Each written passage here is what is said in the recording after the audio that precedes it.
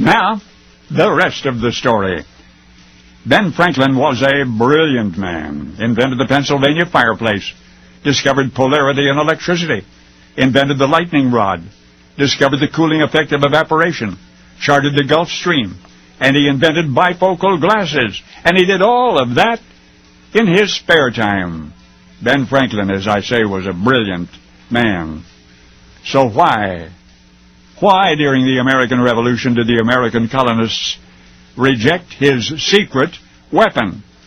Today's historians and militarists agree that if the Continental Army had used that device, we would have beaten the British sooner and much more easily. In fact, Ben Franklin's weapon was so superior to the 18th century musket, and it still is, in many ways, so superior, period, that it's been used effectively on battlefields as recently as the Vietnam War. So why in the world did our founding fathers reject that best weapon? Why, indeed. Franklin himself first proposed it to General Charles Lee, George Washington's second in command.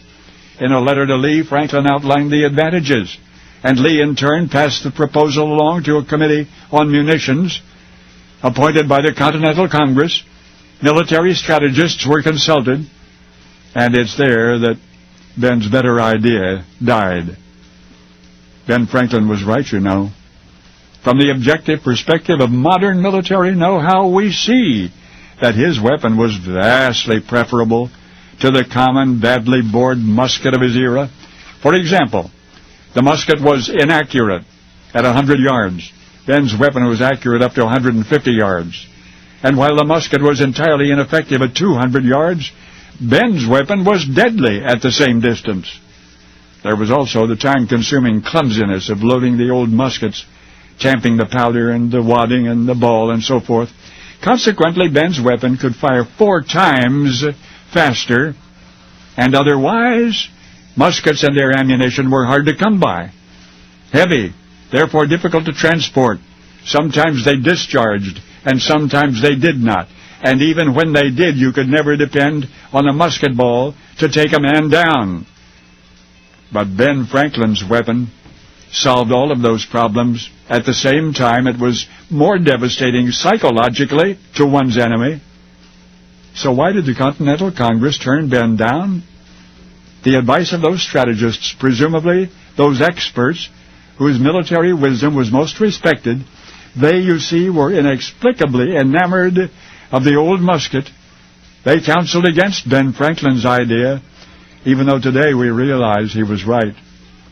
And so, as I say, his weapon was so efficient, so streamlined, so superior, that our Vietnam warriors employed it widely and effectively.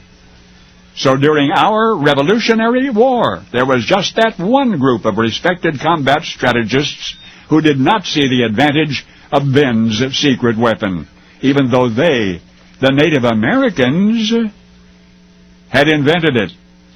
That's right, Ben Franklin's secret weapon, the weapon that most certainly would have stopped the British in less time, with less effort, was the consistently effective, reliable, lightweight, silent, smokeless bow and arrow.